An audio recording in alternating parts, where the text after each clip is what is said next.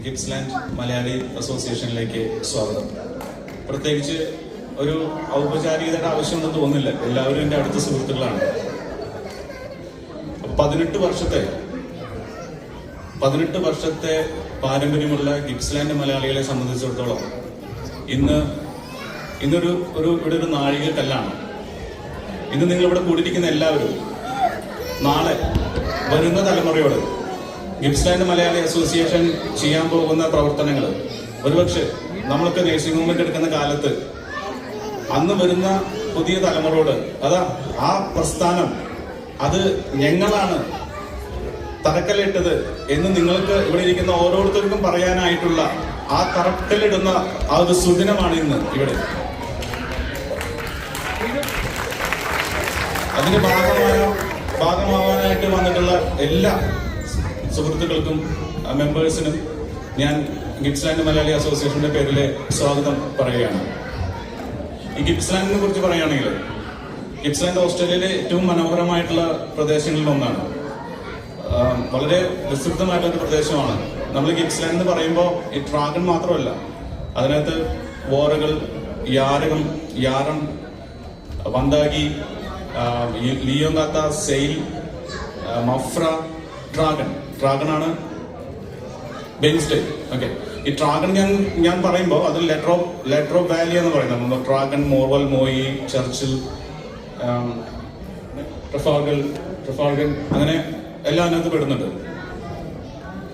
അപ്പൊ ഈ എന്നെ സംബന്ധിച്ചിടത്തോളം, ഈ ഗിപ്സ്ലാൻഡിനെ സംബന്ധിച്ചിടത്തോളം ഞാൻ 14 വർഷമായി ഗിപ്സ്ലാൻഡ് ഡ്രാഗണിൽ ജീവിക്കുന്നു.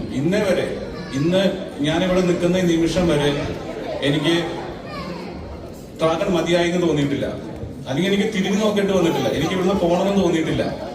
അതാണ് എന്നെ ഇന്ന് ഇവിടെ ഈ സ്ഥാനത്ത് പിടിച്ചു നിർത്തിയിരിക്കുന്നത്.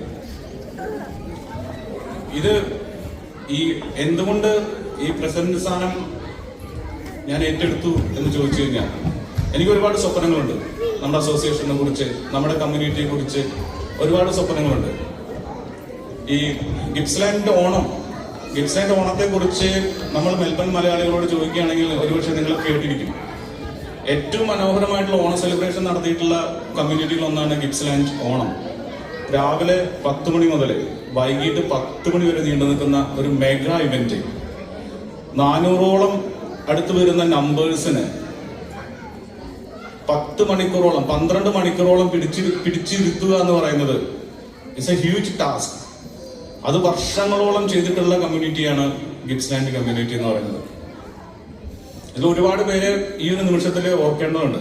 ഗിപ്സ്ലാൻഡ് നമ്മൾ ഡ്രാഗൺ മാത്രമല്ല, സെയിലില് ജോർജ് ചേട്ടൻ, പ്രതീഷ്, മഫ്രയിന്ന് എബിൻ, ഡ്രാഗണിലെ റോയി ചേട്ടൻ, നമ്മുടെ ജോൺ ചേട്ടൻ, ഒരു ഷൈൻ, അങ്ങനെ ഒരുപാട് ഞാൻ ഇതിൽ പേര് വിട്ടുപോയിട്ടില്ല. ഒരുപാട് പേരുടെ കഠിന പരിശ്രമം ഈ കമ്മ്യൂണിറ്റി നിലനിന്ന് പോകാനായിട്ട് സഹായിച്ചിട്ടുണ്ട്.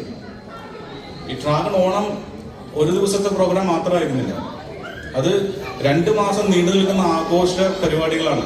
ക്രിക്കറ്റ് കൾച്ചറൽ പ്രോഗ്രാം അല്ലാതെ sports, cricket tournament, football tournament, badminton, carrom board, cards, kids day, എത്രയോ പ്രോഗ്രാംസ്.